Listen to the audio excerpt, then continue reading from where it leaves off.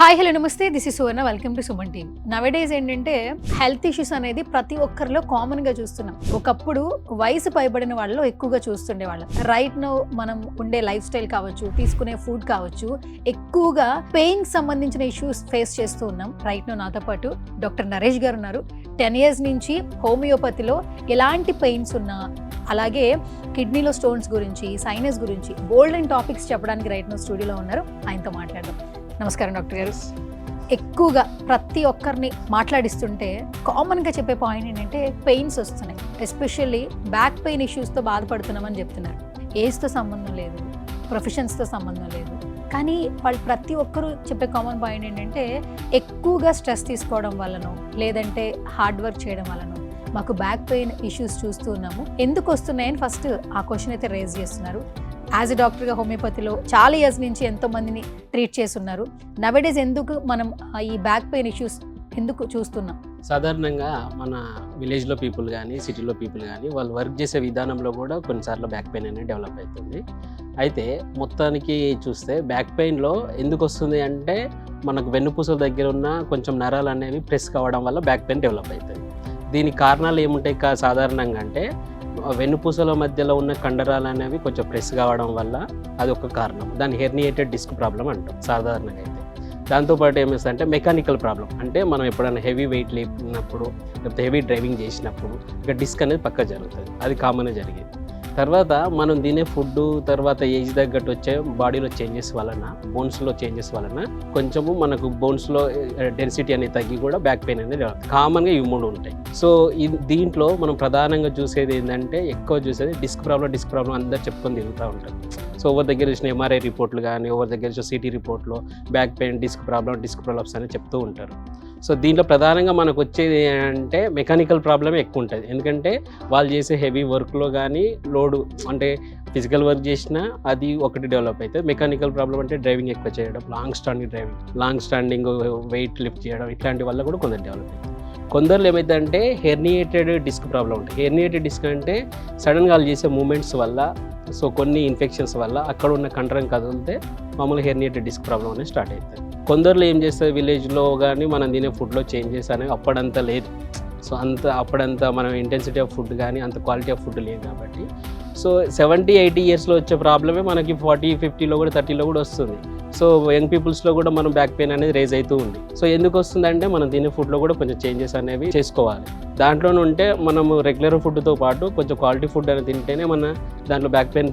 లేకపోతే bone density అనేది 50-60 yearsకి వచ్చే డెన్సిటీ తగ్గే ప్రాబ్లము మనకు 30-40 years కూడా తగ్గుతుంది. అయితే నరేష్ గారు, ఇప్పుడు అల్లోపతిలో కానీ హోమియోపతిలో కానీ మెయిన్గా బ్యాక్ పెయిన్ ఇష్యూస్తో బాధపడుతున్న వాళ్ళు డాక్టర్ దగ్గరికి వెళ్తుంటే కామన్గా ఒక పాయింట్ చెప్తున్నారంట, లైఫ్ స్టైల్ చేంజ్ చేయండి. అంటే ఫస్ట్ ఫుడ్ అనేది చాలా కేర్ఫుల్ ఉండాలండి. ఇప్పుడు అందరూ జాబ్ చేసే వాళ్ళ దగ్గర నుంచి ఇంట్లో ఉండే వాళ్ళ వరకు కూడా హోమ్ మేడ్ అనేది తక్కువైపోయింది. ఈ బ్యాక్ పెయిన్ ఇష్యూస్ కూడా అంటే బోన్కి సరైన ప్రోటీన్ అందకపోయినా కూడా ఇలాంటి ఇష్యూస్ వస్తాయని చెప్తున్నారు. ఇది నిజమా? అది యాక్చువల్లీ మనం తినే ఫుడ్లో రెగ్యులర్ ఫుడ్తో పాటు మనం కనుక కొంచెం డ్రై ఫ్రూట్స్ కానీ, మిల్క్ ఒకటి, విటమిన్ D3 సంబంధించిన, కాల్షియం సంబంధించిన ఫుడ్ అనేది తీసుకోగలిగితే కంపల్సరీ ఇవి ఎప్పుడైతే 70 ఏజ్ తర్వాత రేజ్ అయ్యో అప్పుడే రేజ్ అయ్యే ఛాన్సెస్ ఉంటుంది. కానీ 40లో 30లో కూడా రేజ్ అవుతుంది అంటే మనం రెగ్యులర్ తినే ఫుడ్లో దీన్ని మిస్ చేస్తున్నాం అనే ఉద్దేశం. టీ రెగ్యులర్గా తీసుకుంటాం, కాఫీ తీసుకుంటాం, ఏదో సమ్ స్పైసీ డ్రింక్స్ తీసుకుంటాం, బయట ఫుడ్, సో ఏమన్నా తీసుకుంటాం. బట్ దాంట్లో అవి కాకుండా మనము కొంచెం డ్రై ఫ్రూట్స్ సంబంధించిన ఫుడ్ ఒకటి, తర్వాత మిల్క్ ఒకటి, సో బాదం సంబంధించిన ఫ్రూట్స్ ఒకటి, హెల్దీ ఫుడ్ కనుక తీసుకుంటే కంపల్సరీ దీన్ని బోన్ డెన్సిటీ మనకు ఉపయోగపడుతుంది. దానివల్ల ఏమైందంటే విటమిన్ D3 డెఫిషియన్సీ అనేది రాదు. So most common problem vitamin D3 deficiency వల్ల వచ్చే బ్యాక్ పెయిన్ అనేది బాగా సతాయిస్తుంది. అది అటు సర్జరీ ద్వారా రికవర్ చేయలేము, ఇటు మెడిసిన్స్ వేసి కూడా రికవర్ చేయలేము, బాగా సతాయించే అవకాశం ఉంటుంది. సో విటమిన్ D3 అనేది వల్ల వచ్చే డెఫిషియన్సీ అనేది బిగ్ రోల్, బ్యాక్ పెయిన్లో అనేది బిగ్ రోల్ అనమాట. సో విటమిన్ D3 అనేది మనము కరెక్షన్ చేయకపోతే మాత్రం చాలా ప్రాబ్లం అవుతుంది. విటమిన్ D3కి సంబంధించిన డైట్ అనేది సో కంపల్సరీ మనం ఇచ్చే రెగ్యులర్ ఫుడ్లో తీసుకోవాలి. దాంట్లో రెగ్యులర్ మనం చూసేది mushrooms, fish, tuna fish fish. Milk ఇట్లాంటివి తీసుకుంటే తొందర కవర్ అయ్యే ఛాన్సెస్ ఉంటాయి. సో నాన్ వెజ్ తీసుకున్న వాళ్ళకి తొందర కవర్ అవుతాయి, వెజ్ వాళ్ళకి కొంచెం ప్రాబ్లం ఉంటుంది. వెజ్ వాళ్ళలో నాన్ వెజ్ తీసుకోకుండా ఉంటారు కాబట్టి కొంచెం దాంట్లో ప్లాన్ చేసుకోవచ్చు. పన్నీర్ బటర్ లాంటివి తీసుకుంటే కూడా మనకు విటమిన్ D3 కవర్ అయ్యే ఛాన్సెస్ ఉంటాయి. సో దానివల్ల విటమిన్ D3 డెఫిషియన్సీ వల్ల వచ్చే బ్యాక్ పెయిన్ చాలా సివియర్. సో అది ఇంటోలరబుల్, దాన్ని ట్రీట్ చేయడం కూడా చాలా కష్టమవుతుంది ఒక్కొక్కసారి. కొంతమంది ఏంటంటే బైక్ డ్రైవ్ చేస్తుంటారు సార్, మార్నింగ్ నుంచి ఆఫీస్కి వెళ్ళేటప్పుడు, ఈవినింగ్ వచ్చేటప్పుడు. కొంతమంది లాంగ్ జర్నీస్ చేస్తుంటారు, 1 hour 1.5 hour కూడా జర్నీస్ చేస్తుంటారు. వాళ్ళు డ్రైవ్ చేసేటప్పుడు కూడా బ్యాక్ పెయిన్ వస్తుందని ఈ మధ్యకాలంలో ఎక్కువగా చెప్తున్నారు. అంటే వాళ్ళు వెయిట్ ఎక్కువ పుట్ ఆన్ అవడం వల్ల బ్యాక్ పెయిన్ వస్తుందా, లేదంటే వాళ్ళ డెన్సిటీ తగ్గిపోతుందా, కండరాల్లో ఉన్నటువంటి ఆ పటిష్టత తగ్గిపోతుందా? యాక్చువల్లీ ఇది మెకానికల్ ప్రాబ్లం అంటాం. డిస్క్ ప్రాబ్లం ఒక మెకానికల్ కారణంగా చెప్పుకోవచ్చు. మెకానికల్ కారణం అంత ఏంటంటే మనము చేసే పనుల వల్ల డెవలప్ అవుతుంది. For example long standing 4-5 hours కనుక కరెక్ట్ పొజిషన్లో లేకుండా ఇట్లా కూర్చోవడం, సిట్టింగ్ విధానం తేడా వస్తే అది బ్యాక్ పెయిన్ పట్టేస్తుంది, మన కండరం పట్టేస్తుంది. అది దాన్ని కరెక్షన్ చేయడానికి మనం ఏదో మసాజ్ చేసి ఏదో చేసి నెగ్లిజెన్స్ ఉంటాము. సో కంటిన్యూగా ఉంటుంది, దాన్ని కాన్స్టెంట్గా క్రానిక్ డిసీజ్ లాగా తీసుకెళ్తాం, క్రానిక్ బ్యాక్ పెయిన్ లాగా మనం కన్సిడర్ చేస్తాం. తర్వాత డ్రైవింగ్ చేసేటప్పుడు కూడా మనం బ్రేక్ కట్టలు కానీ ఏదైనా గుంతలు ఉన్నప్పుడు కానీ రోడ్ల పరిస్థితుల్లో ఉన్నప్పుడు మనం స్లోగా వెళ్ళాలి. స్లో వెళ్ళకుండా ఏమవుతుందంటే ఒకేసారి ఎత్తేయడం వల్ల మన డిస్క్లో ఉన్న మేనేజ్మెంట్ అనేది తప్పిపోతుంది కండరం. సో అప్పుడు మనకు నరువు కంప్రెస్ అయ్యే ఛాన్సెస్ ఉంటాయి. నరువు కంప్రెస్ అయితే కంపల్సరీ బ్యాక్ పెయిన్ సెట్ అవుతుంది, బ్యాక్ పెయిన్ అనేది స్టార్ట్ అవుతుంది. బ్యాక్ పెయిన్ స్టార్ట్ అయిందంటే ఇంకా అది లైఫ్ లాంగ్ ఉండే ఛాన్సెస్ ఉంటుంది. అంటే మెకానికల్ సింపుల్గా మనం వెళ్ళే డ్రైవింగ్లో కానీ, కూర్చునే విధానంలో కానీ, వెయిట్ లిఫ్ట్ చేసే విధానం కానీ ఒకేసారి సడన్గా లేకపోతుంది. మనం సడన్గా లేపితే అయితే పట్టేస్తుంది. సో అది మెకానికల్. సో ఇట్లా మన మెకానికల్ ప్రాబ్లం వల్ల కూడా బ్యాక్ పెయిన్ ఛాన్సెస్ అయితే రెగ్యులర్గా.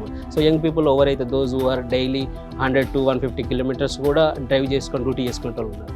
బట్ దాంట్లో వాళ్ళ కంపల్సరీ డెవలప్ అయ్యేది బ్యాక్ పెయినే ఉంటుంది. ఎందుకంటే సిట్టింగ్ విధానం, ఆ బైక్ మీద మనం కూర్చునే విధానం బట్టి ఆధారపడి ఉంటుంది. సో లేదు మనం ఒక 20 kilometers కనుక డ్రైవ్ చేసి రిలాక్స్ తీసుకుంటున్నాం, మనం కొన్ని రోజులు మళ్ళీ కాసేపు డ్రైవ్ చేస్తున్నాం అనుకో, ఓకే. కాన్స్టెంట్గా మనం అదే ఈవెన్ కార్లో కానీ మనం వెళ్ళేటప్పుడు సిట్టింగ్ పొజిషన్ చాలా ఇంపార్టెంట్. డిఫరెంట్ పొజిషన్లో కూర్చోవద్దు, స్ట్రైట్గా కూర్చోవడం నేర్చుకోవాలి, కొంచెం మంచి పొజిషన్లో డ్రైవింగ్ చేసుకోవాలి. నువ్వు ఎగ్జాస్ట్ అయినప్పుడు రిలాక్స్డ్గా ఉండాలి. సో కాన్స్టెంట్గా మనం మన లంబార్ మీద ఏరియా మీద మనం స్ట్రెస్ పెట్టడం వల్ల, ఆ ప్రెషర్ పెట్టడం వల్ల కంపల్సరీ బ్యాక్ పెయిన్ రావాలి. ఇది మెకానికల్ ప్రాబ్లం. ఇప్పుడు మన బాడీ యాక్టివ్గా ఉంటే చాలా ఫ్రీగా ఉంటుంది, ఫ్రీ మూమెంట్ బాడీలో లేదు. కానీ లేవంగానే బెడ్ నుంచి లేవడానికే చాలా ఇబ్బంది పడుతున్నాము, ఒక రకమైన బద్ధకంతో పెయిన్ వస్తుంది, ఫ్రీగా బాడీ కదలట్లేదని కొంతమంది కంప్లైంట్ చేస్తారు. ఎందుకంటారు అసలు? రైజింగ్ ఫ్రమ్ బెడ్ ఉందంటే అది చిన్నగా మన బ్యాక్ పెయిన్ స్టార్ట్ అయిపోయిందంటే కంపల్సరీ ఎక్కడ మనము దానికి కారణం వస్తుందో దాన్ని గుర్తించాలి. ఐదర్ మెకానికల్ అవుతుందా, లేదు మనం ఏదైనా ఇన్ఫెక్షన్ ద్వారా వచ్చిందా, లేకపోతే ఇంకేదైనా హెవీ వర్క్ వల్ల వచ్చిందా, లేకపోతే నిజంగా స్ట్రెస్ వల్ల వచ్చిందా మనం ఫైండ్ అవుట్ చేసుకోవాలి. చేసుకుంటే బెస్ట్. లేదంటే అది రైజింగ్ ఫ్రమ్ బెడ్ వస్తుందంటే కంపల్సరీ అది స్టిఫ్నెస్, మజిల్ బోన్స్ కానీ మన వెన్నుపూస పట్టేసినట్టే. అప్పుడు మనం నర్వ్ కంప్రెస్ అవ్వడం మొదలు పెడితే మనం కంపల్సరీ ఆ సిమ్టమ్స్ అనేవి డెవలప్ అయ్యే ఛాన్స్ ఉంది. ఆ కారణం ఏందో మనం గుర్తుపెట్టుకొని దాన్ని మేనేజ్ చేసుకోగలిగి కొన్ని మెడిసిన్స్ కనుక వాడుకుంటే మనం స్టార్టింగ్లోనే దాన్ని క్లోజ్ చేయొచ్చు బ్యాక్ పెయిన్. హోమియోపతిలో బ్యాక్ పెయిన్ సంబంధించి మీ దగ్గరికి వస్తే ఎంత టైంలో ఈ పెయిన్ అనేది రిలీఫ్ అవ్వచ్చు? జనరల్గా అయితే స్టార్టింగ్లో 1 to 2 months సఫర్ అయిన వాళ్ళకు మనం ఒక 6 monthsలో టోటల్ క్లోజ్ చేస్తాం. ఎందుకంటే దీంట్లో ఎందుకు ఇంత టైం పడుతుంది అంటే మనం రిపీట్గా రాకుండానే మనం ఎక్కువ ప్రిఫర్ చేస్తాం. ఏ ప్రాబ్లం అయినా హోమియోపతిలో బ్యూటీ ఏంటంటే ఎవరైనా ప్రాబ్లమ్ని ట్రీట్ చేయగలుగుతారు. ఏదో పెయిన్ కిల్లర్ వేసో లేకపోతే ఎక్సర్సైజ్ చేసో మేనేజ్మెంట్ చేసి ఎవరైనా బ్యాక్ పెయిన్ ట్రీట్ చేస్తారు, అది సమస్య కాదు. హోమియోపతిలో మేము చేసేది ఏంటంటే రిపీటెడ్గా రాకుండా చూస్తాం.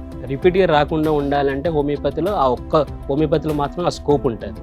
సో రెగ్యులర్గా మనం పెయిన్ మేనేజ్మెంట్ చేసిన తర్వాత, సో ప్రాబ్లం మీద తగ్గిన తర్వాత రిపీట్గా రాకుండానే సమ్ స్పెషాలిటీ ఆఫ్ మెడికేషన్స్ ఉంటాయి హోమియోపతిలో. అవి కనుక మనము పర్టికులర్గా పేషెంట్ను కేర్ తీసుకొని ట్రీట్మెంట్ కనుక ఇవ్వగలిగితే ఖచ్చితంగా అది రిపీట్గా రాదు. ఎలాంగ్ విత్ జాగ్రత్తలు కూడా చెప్పగలగాలి. ఎస్ గైస్, చూస్తున్నారు కదా, పెయిన్కి సంబంధించి ఏ ఇష్యూస్ ఉన్నా కూడా హోమియోపతిలో గత 10 సంవత్సరాల నుంచి ఎంతోమంది క్లయింట్స్కి ట్రీట్మెంట్ ఇచ్చినటువంటి డాక్టర్ నరేష్ గారు చాలా చక్కగా వివరించారు. స్మాల్ స్టేజ్లో ఉన్నప్పుడే ఏ పెయిన్ అయినా గుర్తించండి, అది సివియర్ కాకుండా ఆపరేషన్ వైజ్ వెళ్లకుండా. సో స్టార్టింగ్ స్టేజ్లోనే ప్రతి ఒక్క ప్రాబ్లమ్ని సాల్వ్ చేసుకోండి అని చెప్తున్నారు. ఇంకా మోర్ డీటెయిల్స్ కావాలనుకుంటే స్క్రీన్ మీద కనిపిస్తున్న నెంబర్స్కి కాల్ చేయొచ్చు.